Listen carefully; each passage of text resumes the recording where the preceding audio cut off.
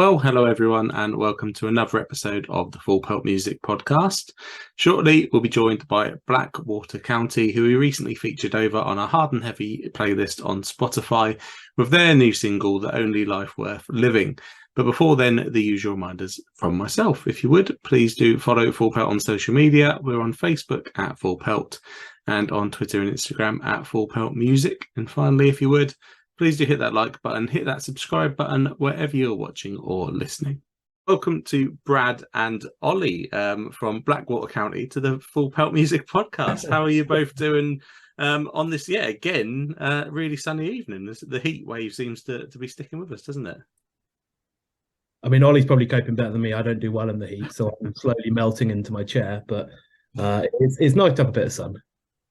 It is nice, but I'm with you. I don't do the heat too well, but yeah, it could be worse. A couple of years ago it hit like higher temperatures, didn't it? Although it probably will later this summer. I've just jinxed it by saying that, but yeah, it's good. We shouldn't complain in this country when we do get some sun, and obviously, yeah, along with the sun, we also have a brand new single from the band, so yeah, there's no better place to start than there.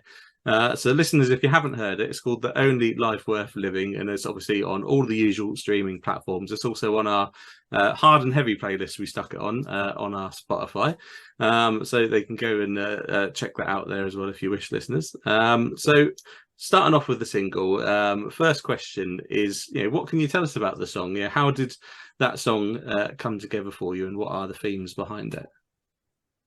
Do you want me to take this one, Ollie? Yeah.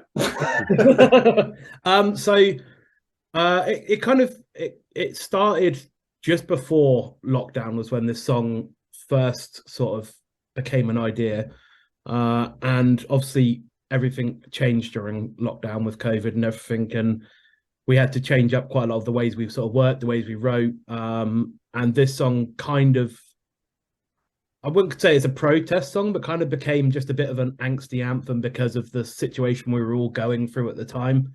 I think it very much kind of shows that raw energy and I don't know, I guess a bit of passion that everyone was feeling during that time. So it's a little bit sort of different to a lot of stuff we've done in the past. We've always been very sort of happy drinking music. And I think this album, but this track in particular, is very much a kind of middle finger up to a lot of things that we're unhappy with.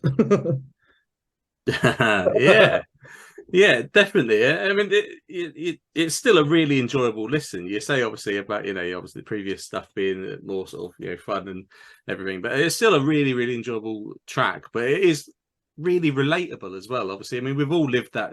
Everyone has that shared experience now of the pandemic. There's not many things in life that everyone has kind of experienced, and yeah, we did experience it in different ways, but it did impact on everyone, and yeah, certainly lyrically there's a lot of just relatable sort of content in there that I'd certainly picked up on, and I think that always does help with a single anyway. I think that's one of the things I like about the song is it can kind of it could be so many different things to different people as well. I mean, to me, it's very much just kind of a looking from COVID, looking forward to just getting back to getting out on the road, gigging again, and just kind of longing for that. But I know other people probably see it differently. It can be molded to your kind of personal lives, which is good. Yeah, it is, and again, I think the best songs fall into that category for sure, and it's obviously the first single coming out from you in, I believe, about 3 years since you last put some music out. And it's also the first single off, what will be your third album coming up. So it's obviously a bit of a statement single. It always would have to be after a bit of a break like that. And obviously, any lead single for any album is always a bit of a sort of flag to wave and say, well, this is what we're doing. So what about that song stood out to you to make it the song that had to be that lead single? I'll have a go. I remember we all had a Zoom call to discuss sort of the order of the songs being released, and that's still not confirmed for some like later singles and things like that. But this song is kind of quite a long way away from the sort of folky sounds that we were putting out before, and it's almost gone across into kind of rock rather than folk. And I know there's a couple of tracks on this album that definitely sway that way. I know personally from drums when we were recording, one of the songs in particular is like a huge nod to sort of the Foo Fighters way of songwriting. Okay. But then there's some other tracks on the album that people are not going to expect. There's one, I think it's coming out at single 3. And I don't think anyone's going to expect that. That's going to be quite a surprise. But yeah. Yeah, no, fantastic. Definitely looking forward to single number 3 then to see what's on tap there. And yeah, like you said, it is kind of, it's certainly Blackwater County, I felt listening to it. It's like, yeah, it's got the identity, but as you say, a bit of a sort of heavier or rockier sort of number to what perhaps fans would have expected. And I certainly had, as the person that curates the playlist for us, I say we put it on a hard and heavy playlist, and it was like, does that feel right? Does it not feel right? Which playlist should it go on? I went, no, that feels right for the single, and stuck it on there. And really adaptable single, to be fair, like genre-wise and sound-wise. So absolutely fantastic, and a good first impression of everything that's going to come. And we'll move on to that in a second. But I always like to, when we discuss singles with our guests on the podcast, just draw attention to listeners to the video. Because I think music videos are a lost art, and obviously, no one sits and watches music television these days like I did when I was younger.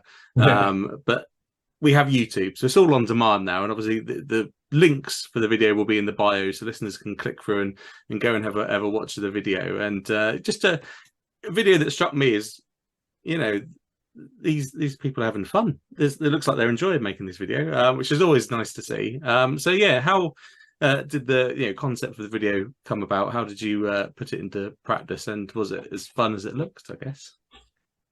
So I think one thing that's always important to us in any video we've done, but especially with this one, was to capture our live energy. We always love putting on very energetic live shows, and that's quite often difficult to get across in kind of recorded format. And this song was obviously such an energetic song. We just really wanted an energetic video that showed what we do in a live setting. And also we kind of had the, so it's not the easiest to see in the clip, but it's kind of, we got videos of us from previous festivals and shows and stuff like that kind of projected onto us and the background.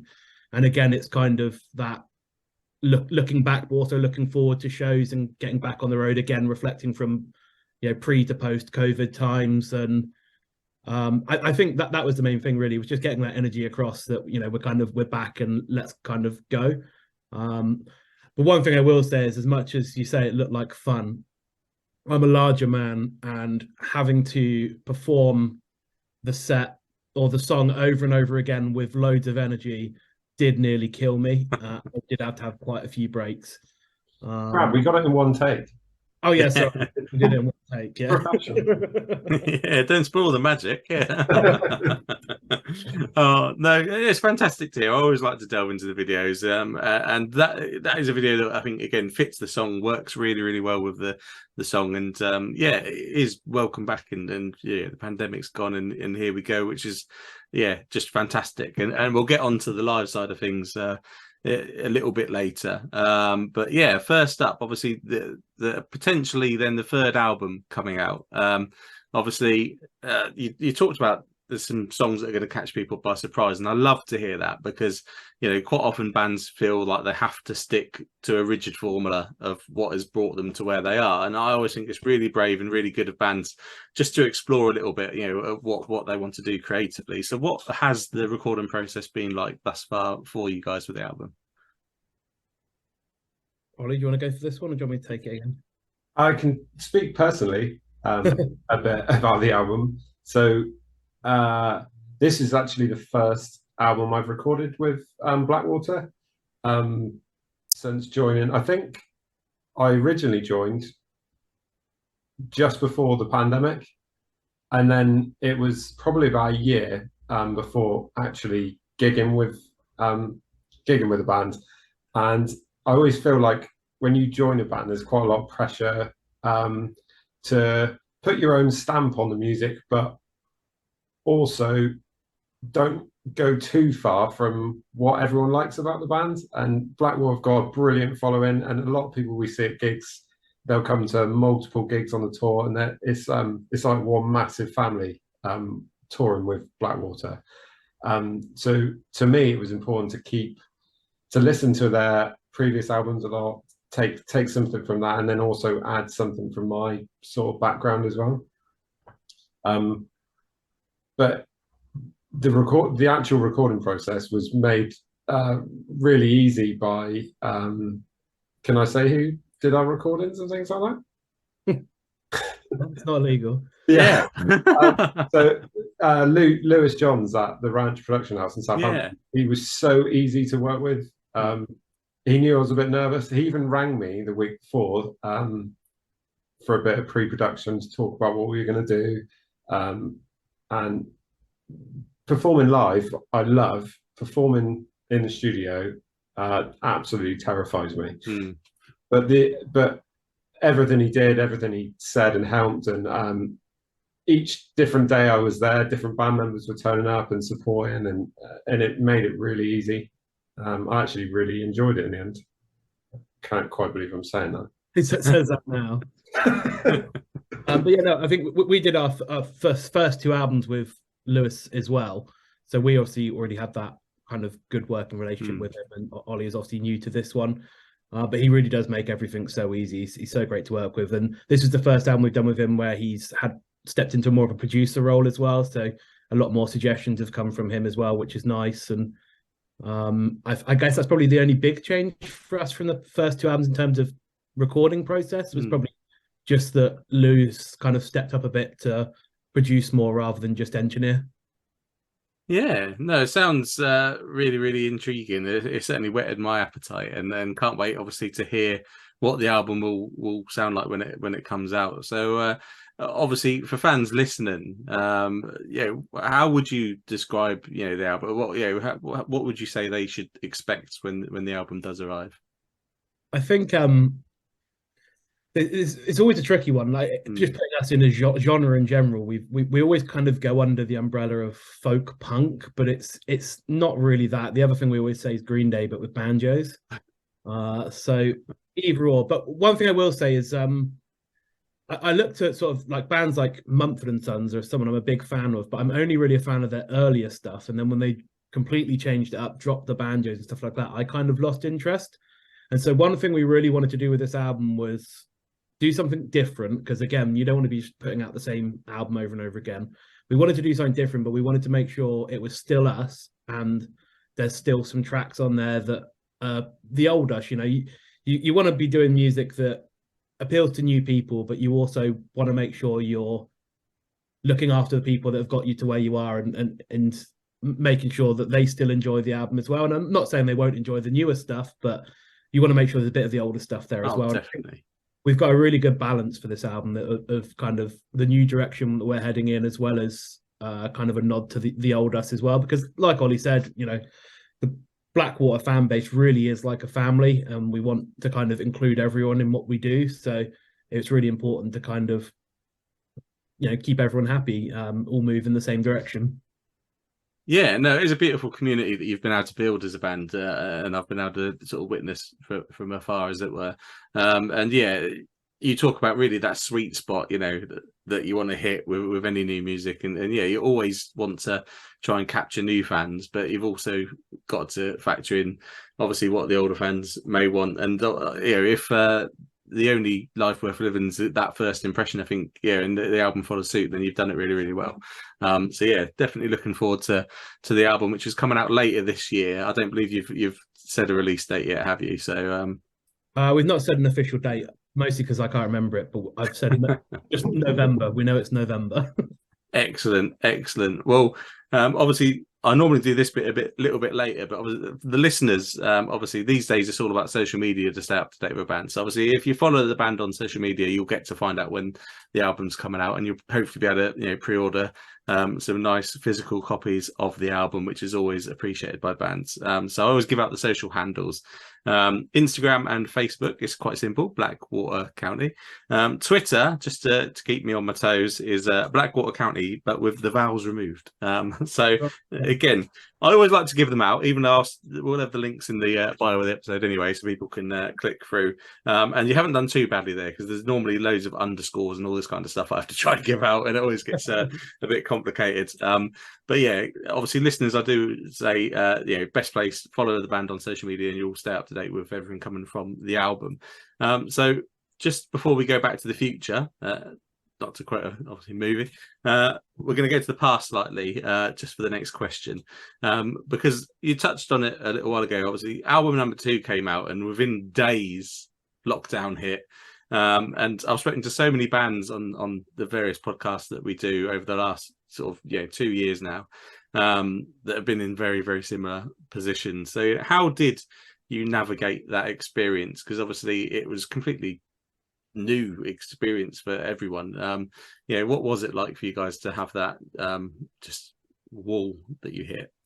I think to begin with, it was mostly tears. It literally couldn't have come at a worse time. I think we released the album with a big local show, sold out show in Bournemouth, and then we had a pretty much fully sold out tour that we're about to go on with the new album. And then, I think 5 days later, lockdown's announced, whole tour's cancelled. It's actually the first tour we ever did where we printed T-shirts with the tour dates on as well, which is not something we're ever going to do again. It was a really hard pill to swallow. But I guess, you look the other way, it did give us time to work a lot on writing for the next album, as well as just, I guess, kind of solidifying our kind of group as a unit, and knowing we had this common goal to sort of work towards. Ollie came on board pretty much straight away. I think you were due to join sort of 6 months after lockdown started, but because our old drummer had essentially had his last show at that point, Ollie sort of came in and brought that whole new dynamic to us as well. So it was at the beginning a very sort of negative time, but positive, I guess, when you look at it and what's kind of come out of it. We're just starting to build that momentum again that we had before COVID now, which again has been really tough just to get back out. And tickets for shows are not sold as well, but it's looking like we're doing better sort of now. Everything's kind of going in the right direction. So it was really tough, and the timing was terrible, but I guess you got to try and put the positive spin on it and say we kind of got through it and we're still going, whereas a lot of bands can't say that. Exactly. We did lose a lot of really, really great bands during that period. And obviously it's fantastic that you come through, and probably a stronger unit, as you say, coming out of it as a result. So obviously I've depressed us by talking about the pandemic. I always do that. But it's good to put a positive spin where we can. Obviously the most positive thing is that is done and dusted now. Obviously there is other pressures affecting the industry still, as you say. Ticket sales are down post pandemic, obviously with cost of living crisis. I won't even go into Brexit and all that. There's so many things compounding there, and making it difficult for bands to be able to make a living and even get out and play shows, which is so frustrating. But thankfully the next segment is really positive, because you've got a load of shows coming up, so fans have got an opportunity to come and see you. And we'll start off with festivals, because it is, as we said at the start, very, very warm at the minute. It very much feels like festival season is here, and it definitely is. And a quick little run through, I can see you playing Jurassic Fields, Grooves on the Green, Chicken Stock, Outsider, Roots Rocks, Boomtown Fair. So you've got quite a few lined up this summer already, which is fantastic. And again, if listeners are following you on social media, I'm sure they'll be able to follow that and hopefully catch you when you're playing one of the festivals. Blackwater are a band that really kind of made a name for yourselves, with a lot of early festival appearances, and obviously it helped you grow that community and audience that you have got. And there's been a couple of bits in the news lately, obviously around Glastonbury and everything going on, and some people deciding they think that teenagers should go to music festivals, according to the BBC and all that kind of stuff. But from a band perspective, how important are festivals for a band trying to grow that audience? Ollie? Yeah. I think it's you can't put into words how important the festivals are. There's times like after COVID and all that like it was the first time I'd ever played in Europe and things like that. And there was one festival called Belgium, yeah, Venuta. And we sort of arrived there, didn't really know what to expect. The big top we played in was massive, and we were sort of sound checking, and there was nobody in there. And before we started, so we were out the back, sort of all wondering how it would go. When we came out on stage, the whole tent was absolutely filled, sort of 10 deep going out. There was Blackwater t-shirts down the front. There was I can't remember his name. Can't remember his name, but yeah, there was a guy that lived locally to this village in Belgium where the festival was that knew more words to our songs than I know. Yeah. We actually ended up getting him up on stage because he definitely knew more words than I know. Fantastic. He was up on stage for like the second half of the set. He was absolutely ace. We hung out with him for a bit after as well, but it was just things like that like I wouldn't say more than 10% of the people in that tent knew us, but the whole tent was jumping within about 2 songs. And like the merch sales and all things like that just took off. We were just sending stuff to Europe for weeks after that. And without that chance of playing that festival, there's no way we would have reached that many people that quickly. That was a massive highlight for me. Yeah, I think again, without wanting to not wanting to go back to the kind of COVID side of things, but I think we forgot how important festivals were until we had that first festival season back, just for growing your fan base. And I remember the first one to me that really stood out was Tunes in the Dunes in Cornwall. We did that last year. I think it was last year, and like we had loads of extra follows on Facebook and all that, and a couple of people that have come to see us loads at venue shows since then. And that's kind of, it was a reminder of why festivals are so great and so important, is because you do get to meet so many new people that then become part of that family that we're kind of creating. So I think as great as venue shows are, I've always found venue shows you tend to play to people who already know you. Yeah. Those festivals are where you put your music out to people that have never seen you before. Yeah, no, definitely agree with that one. And it's such a vital part of cultivating individual acts and whole scenes, music festivals. And, again, listeners, just get on my soapbox. I'd always encourage listeners to pop to that tent and check out that band that you've never heard of, because I've done so and discovered some of my favourite bands in the world by just randomly picking a name off a programme or a lanyard and just going, you know what? Out of the bands playing at the minute, I like their name the most. Let me just go and see what they're about. And fantastic to be able to do that. And obviously works really well with the bands as well. And you talked about venue shows, and again, anyone wanting to catch you live in luck at the moment, because you've just announced the headline tour for November, playing a lot of the major cities that people would expect you to go and play. So obviously, how excited are you for that tour, and what should listeners expect? Yeah, I mean, me personally, I'm really looking forward to it. Like I kind of touched on earlier, ticket sales are starting to look a bit better. There's a lot less pressure on us to sell tickets compared to the last sort of couple of tours before that. We've got the new album, which just gives that kind of extra special feeling to the tour, I think. There'll be loads of new backdrops, banners, all that sort of stuff, just things that visually look amazing. And obviously, again, touched on before how much we like to put on energetic shows. So I think as far as people can expect, it's probably a lot of beer and a lot of dancing. Sounds like a good time to me, for sure. And yeah, listeners, the list of dates, again, in the bio, they'll be easily found, to click through and everything. And obviously, if you can pop along to a show, the band would obviously definitely appreciate it. And I'm pretty sure you'll have a hell of a time as well doing it. So definitely encourage listeners to do that. So yeah, obviously lots of really exciting stuff on the horizon for the band, with obviously the new single out that listeners need to check out, album on the way, and yeah, lots of live shows on the horizon, which is absolutely fantastic. The next and kind of final portion of the podcast is a new segment. I believe this is probably the third time we've done it now, and it's worked really well the other couple of times, so I think we are going to keep it. But we talked, there's problems with the industry, as it were, and we've touched on a few of them. But for this last portion, I'm going to give you both a magic wand, and you can each wave it once to fix one thing about the music industry. So with that being said, who wants to go first, and what do you want to change with your magic wand? I reckon Ollie wants to go first. I need to think. Robin was from Belgium. Robin. There we go, going back to that. Yeah. They go like 10 minutes. Right, magic wand.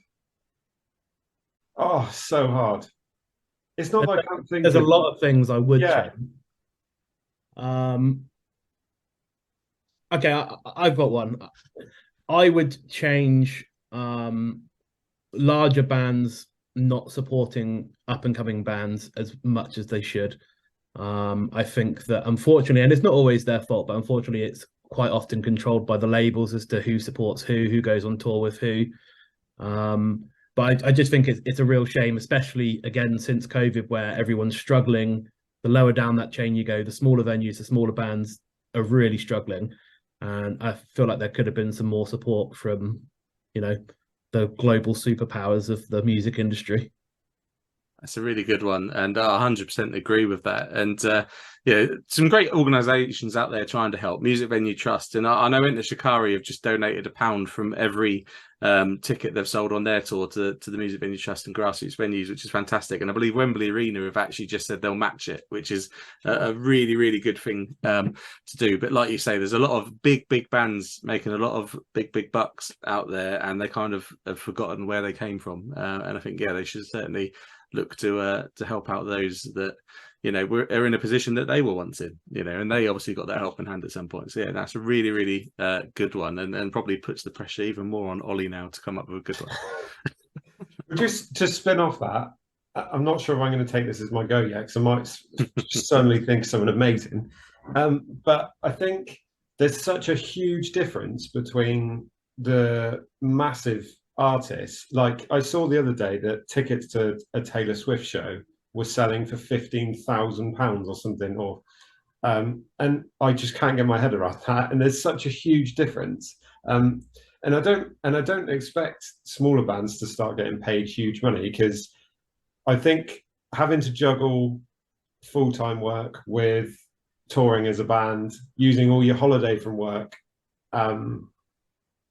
to tour with a band. Like at work, I had to fill out a newsletter the other day at work, and it said, the question was, what's your favorite holiday destination? And I genuinely wrote in the newsletter, it's between the back of a Transit and the back of a Sprinter, because I haven't been on holiday for about 5 years, because all our holiday goes for into these gigs. Yeah. And I wouldn't change it. It's almost like an apprenticeship into music, that you actually knuckle down and work for what you want, if you know what I mean. So I wouldn't change that. But what would you change?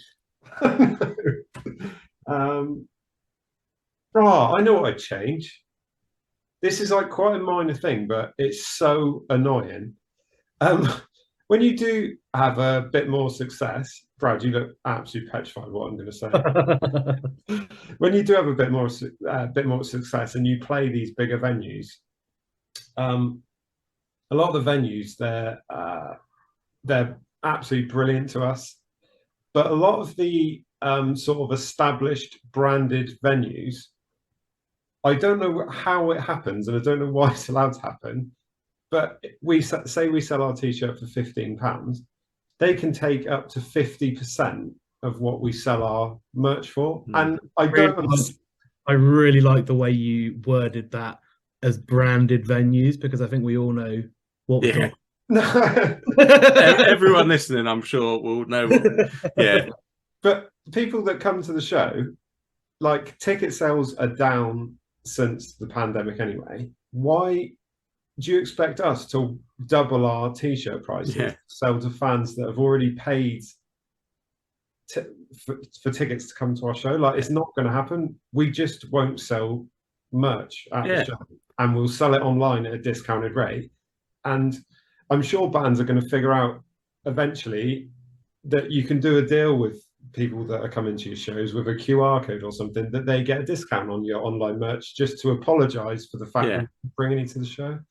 I think there needs to be a massive workaround for that, because that definitely, even when I go and see my favorite bands, I went to see one of my favorite bands a couple of weeks ago, and their t-shirt prices were like 40 something pounds for a t-shirt, and just walk away from it in the end, and it's not going to that band. Exactly, and that's just such a frustrating thing, because then everyone's missing out. I think unless the venues are willing to give you 50% of the bar takings in return.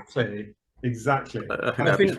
I think what's even more frustrating about that is merch is where bands make the money for. We make that on merch, and it's not just venues. Some festivals have done it before as well. We end up just slinging some t-shirts over the barrier at the front and selling it directly. Because you never sell very much merch when you've got to put it in the official merch tent and they take their cut, and it's just not worth it for anyone involved, really. But I don't think there's any reason why venues or festivals should get a cut of merch at all. But it's unfortunately the world we live in, isn't it? Yeah, it is, but it's an issue that has got a lot of press recently, and I think a lot of venues are starting to change their minds, except for perhaps those branded ones that have been spoken about. But fingers crossed, they may listen to this podcast. Who knows? The head of that brand may be listening and might decide to change. You never know. On the flip side of that, though, most of the venues are absolutely brilliant at looking after the band, especially driving all that way. Everything's sorted as soon as you get there. I just wanted to say that. And festivals, the organisation for all of that is amazing. And without those platforms, we wouldn't even gig. So exactly. There's a mutual kind of community, again, like the word I go to, but all of the venues, the bands, the staff that work there, and obviously, it's an ecosystem that exists. That's the word I was really looking for. And obviously, everyone needs to thrive for yourself to thrive. It's just every aspect of that needs to help each other.